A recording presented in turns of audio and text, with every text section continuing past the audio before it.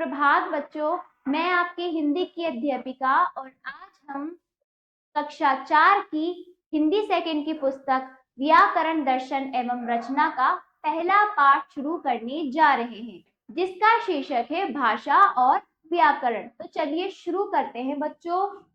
पाठ 1, भाषा और व्याकरण, जिसे अंग्रेजी में लैंग्वेज एंड ग्रामर कहते हैं।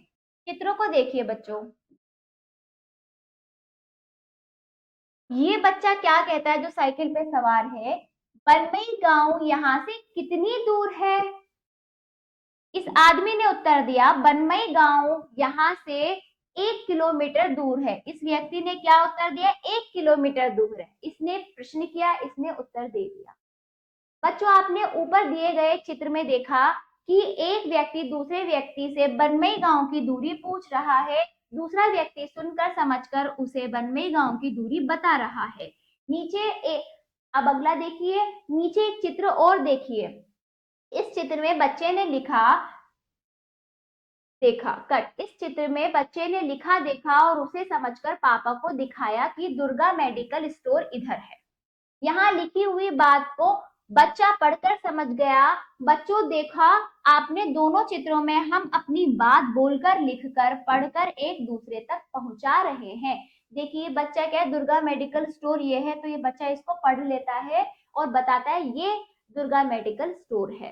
ठीक है, तो हमने देखा यहाँ पर हम चीजों को बोलकर, पढ़कर, लिखकर अपनी बात पहुंचा रहे हैं एक दूसरे को। तो अब देखिए, भाषा वह साधन है जिसके माध्यम से हम अपनी बात एक दूसरे तक पहुंचाते हैं। भाषा क्या है? एक माध्यम है, एक साधन है, जिसके माध्यम से हम अपनी विचार, अपनी बात है ना, या अपनी विचार या अपनी बात या हमारे अंदर जो चीजें चल रही है वो सामने वाले तक पहुंचाते हैं। वो भी हमें पहुंचाता है, एक दूसरे को हम पहुंचाते हैं। ठीक है, तो इस प्रकार इसे भाषा कहते हैं। भाषा क्या होती है? भाषा के प्रकार, एक तो मौखिक भाषा होती है, लिखित। मुख्य रूप से भाषा दो प्रकार की होती है। भाषा के जो दो प्रकार है, मौखिक और लिखित। भाषा का वह माध्यम जिसमें बात बोलकर कही जाती है और सुनकर समझी जाती है, उसे ही मौखिक भाषा कहते हैं। लिखित भाषा वह माध्यम है जिसमें बात लिखकर कही जाती है और पढ़कर समझी जाती है, उसे लिखित भाषा कहते हैं।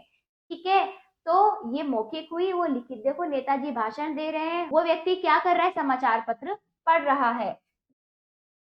आगे देखिए, हम जब संकेतों द्वारा अपनी बातें दूसरे तक पहुंचाते हैं उसे सांकेतिक भाषा कहते हैं। बच्चों देखो, मुख्य रूप से भाषा दो प्रकार की होती है, मौखिक, लिखित। लेकिन भाषा का एक व्यवहारिक रूप है, उसे सांकेतिक भाषा कहते हैं, जो संकेतों द्वारा समझाई जाती है। जैसे ट्रैफिक पुलिस क्या करती है?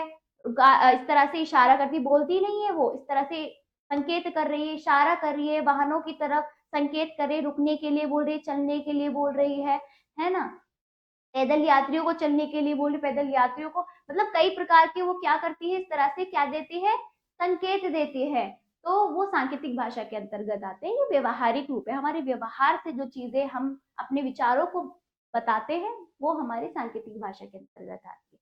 हमारी राजभाषा और मातृभाषा हिंदी है। हिंदी देश के कई प्रदेशों में बोली जाती है। ठीक है, हिंदी देश, जो देश के कई प्रदेश है, देश प्रदेश, जो देश में कई सारे हिस्से हैं, कई सारे राज्य हैं, हिंदी वहां पे ही बोली जाती है।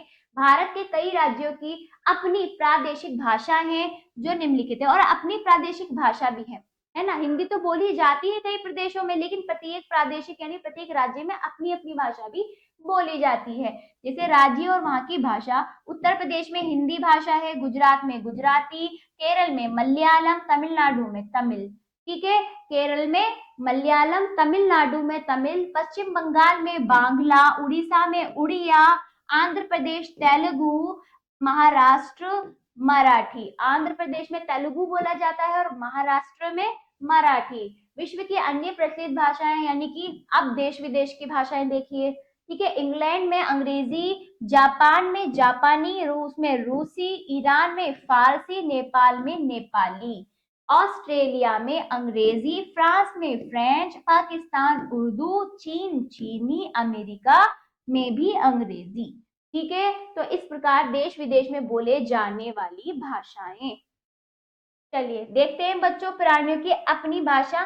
ची ची करती चिड़िया आई, कू कू करके मतवाली। टर टर करता मेंढक, म्याऊं म्याऊं बिल्ली बोली, कौवा काव काव कर आया, गधा चींपो चींपो चिल्लाया, झनझन झनझन झिंगुर, कुट कुट करते चूहे भैया। ये किसके द्वारा लिखी गई है? डॉक्टर भगवान प्रसाद उपाध्याय द्वारा ये कविता लिखी गई है, जिसमें सभी प्राणियों की क्या है, अपनी अपनी बोलियां हैं। तो इस प्रकार सभी प्रकार के प्राणी भी आपस में, अब वो तो हम नहीं समझ पाते, वो आपस में तो समझते होंगे अपनी भाषा। चलिए अब लिपि देखिए, लिपि किसे कहते हैं? भाषा। अब तो हुआ भाषा क्या होती है, भाषा के साधन, भाषा कितने प्रकार की होती है, प्राणियों की भाषा, देश विदेश की भाषा, और प्रादेशिक जो हमारे देश की अन्य अन्य अलग अलग राज्य हैं, उन सब की भाषाओं को हमने देखा। अब लिपि क्या होती है? भाषा को लिखने के ढंग या विधि को लिपि कहते हैं।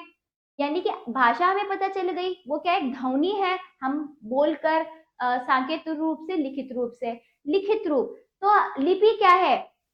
लिपि क्या है? जो भी हमारी भाषा है उसको हम एक लिखित रूप दे रहे हैं, है ना। वो जो लिखित रूप है, वो जो लिखने का ढंग है, वो लिपि कहलाती है। और प्रत्येक भाषा की अपनी अपनी लिपि होती है। ठीक है बच्चों।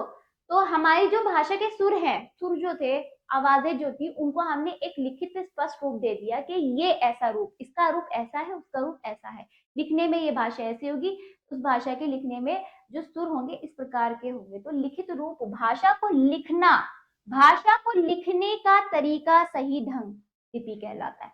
हिंदी भाषा की लिपि देवनागरी है। विश्व की विभिन्न भाषाओं की लिपियां हैं। देखो हमारी हिंदी की तो देवनागरी, हमारी हिंदी भाषा की जो लिपि है वो देवनागरी, उसका नाम है देवनागरी।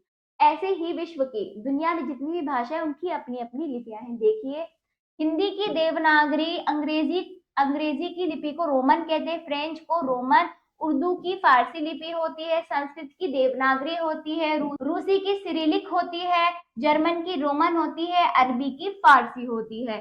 भारत की विभिन्न भाषाओं की लिपियां। अब भारत की जो विभिन्न भाषाएं हैं, जो अलग अलग राज्यों में भाषाएं बोली जाती है, उनकी भी लिपि देखिए। हिंदी की देवनागरी, संस्कृत की देवनागरी, पंजाबी की गुरुमुखी, मलयालम की ब्राह्मी, ठीक है, गुजरात की देवनागरी, मराठी की देवनागरी, तमिल की ब्राह्मी, कश्मीरी फारसी। तो कश्मीरी जो है उसकी लिपि है फारसी। तो अपनी अपनी भाषा की अपने अपने लिखने के ढंग है, उन अपनी अपनी लिपियां है और उनके अपने अपने नाम है। चलिए अब आइए व्याकरण। व्याकरण में क्या है? ये देखिए दो वाक्य हैं बच्चों, पहला वाक्य, दूसरा वाक्य। पहला देखिए, पढ़े अविरल रही, दूसरा अविरल पढ़ रही। तो पहला वाक्य जो है हमें अर्थ नहीं दे पा रहा है कि वाक्य है क्या, वाक्य क्या बताना चाह रहे हैं, कुछ समझ नहीं आ रहा है, इसे कहेंगे अशुद्ध। जिसमें एक वाक्य का अर्थ है, समझ आ गया बात क्या है, वाक्य क्या है, क्या बताना चाह रहा है, समझ आ गया, वो होता है शुद्ध। उपर्युक्त दिए गए पहले वाक्य में, उपर्युक्त दिए गए पहले वाक्य में जितने शब्द हैं उतने ही शब्द दूसरे वाक्य में भी हैं, किंतु पहले वाक्य में उसका अर्थ स्पष्ट नहीं है, हो रहा है ना, दूसरे वाक्य में शुद्ध रूप से उसका अर्थ पता चल गया। तो किसी भाषा का शुद्ध रूप व्याकरण से ही होता है, किसी भी भाषा का शुद्ध रूप व्याकरण से ही होता है। यानी कि अब सभी भाषाओं का अपना अपना क्या है, व्याकरण है, जिसे ग्रामर कहते हैं। वो व्याकरण हमें किसी भी भाषा का शुद्ध रूप सिखाती है, भाषा की सही पकड़ सिखाती है। व्याकरण द्वारा ही हम अपनी भाषा को सही से समझ सकते हैं, लिख सकते हैं। तो क्या है, शुद्ध रूप व्याकरण से ही होता है। भाषा का शुद्ध रूप किससे होता है? व्याकरण से।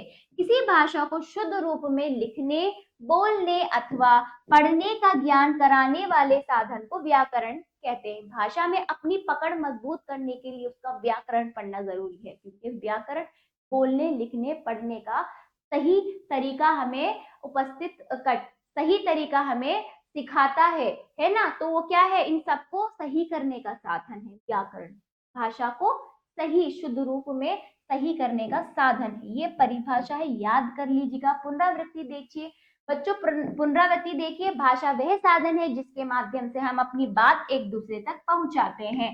भाषा के दो भेद होते हैं, नंबर एक मौखिक भाषा, लिखित भाषा। तीसरा है भाषा वह माध्यम जिसमें बात बोलकर कही जाती है और सुनकर समझी जाती है, उसे ही मौखिक भाषा कहते हैं। तीसरा हमने देखा भाषा का वह माध्यम जिसमें बात लिखकर कही जाती है और पढ़कर समझी जाती, उसे ही लिखित भाषा कहते हैं। भाषा को लिखने वाले चिन्हों को ही लिपि कहते हैं। और आगे देखिए, किसी भाषा को शुद्ध रूप में लिखने, बोलने अथवा पढ़ने का ज्ञान कराने वाले साधन को व्याकरण कहते हैं। ठीक है बच्चों, तो ये इन सभी विषयों को हमने देख लिया, अच्छे से समझा। आओ करें अभ्यास, सोचिए और बताइए। का देखिए निम्नलिखित के उत्तर बताइए। निम्नलिखित के उत्तर बताइए मौखिक रूप से। नंबर 1, वह कौन सा साधन है जिसके माध्यम से हम अपनी बात दूसरों तक पहुंचाते हैं? हमारी राजभाषा कौन सी है? भाषा को लिखने की विधि को क्या कहते हैं? किसी भाषा को शुद्ध रूप में लिखने, बोलने अथवा पढ़ने का ज्ञान कराने वाले साधन को क्या कहते हैं? इनका उत्तर बोलकर आप स्वयं देंगे पाठ के अनुसार। अगला देखिए, सोचिए और लिखिए। हाँ देखिए, निम्नलिखित प्रश्नों के उत्तर दीजिए। लिखित रूप में आप इन प्रश्नों के उत्तर देंगे बच्चों। भाषा किसे कहते हैं? भाषा के कितने भेद होते हैं? लिखित भाषा किसे कहते हैं? मौखिक भाषा किसे कहते हैं? लिपि किसे कहते हैं? व्याकरण किसे कहते हैं? इन प्रश्नों का उत्तर आप लिखित रूप में अपने अभ्यास पुस्तिका में स्वयं देंगे। चलिए अगला, सही वाक्य के सामने सही और गलत वाक्य के सामने गलत का चिन्ह लगाइए। नंबर 1, मराठी गुजरात प्रदेश की भाषा है। मराठी जो है गुजरात प्रदेश की भाषा है, गलत। हिंदी हमारी मातृभाषा है। हिंदी हमारी मातृभाषा है, सही, बिल्कुल हमारी तो मातृभाषा है। ठीक है, और लिखकर कहने वाली बात मौखिक भाषा कहलाती है, गलत। भाषा के शुद्ध रूप का ज्ञान व्याकरण से होता है, सही। अगला देखिए, राम श्याम से पढ़ने के लिए कह रहा है, यहाँ लिखित भाषा का प्रयोग हुआ है। राम श्याम से पढ़ने के लिए कह रहा है, अरे कहाँ से? वो तो पढ़ने के लिए मौखिक रूप से कह रहा है ना, तो यहाँ पर लिखित कहाँ से आ गया? तो यहाँ पे ये गलत है। ठीक है, अगला देखिए बच्चों, रिक्त स्थानों को भरिए। हिंदी हमारी डैश है, क्या है? राजभाषा भी है, मातृभाषा है, लेकिन यहाँ पे राजभाषा दिया गया है, तो राजभाषा है।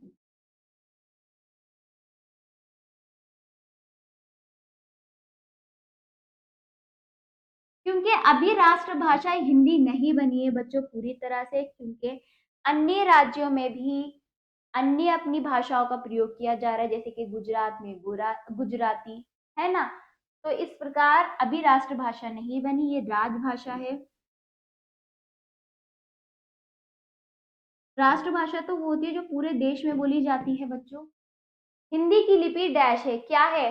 देवनागरी।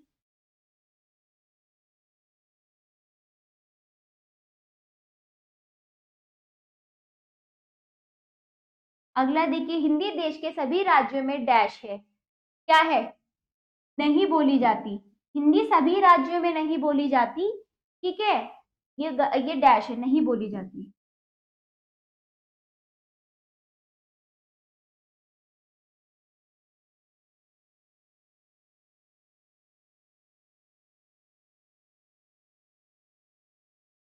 तो इस बात को समझने की कोशिश कीजिए। हमने इस पार्ट में पढ़ा था हिंदी कई राज्यों में बोली जाती, कई यानी एक से अधिक राज्यों में बोली जाती, लेकिन सभी राज्यों में नहीं बोली जाती, ये गलत है। ठीक है, चलिए, तो भाषण देना डैश भाषण का रूप है, तो मौखिक रूप है, तो मौखिक।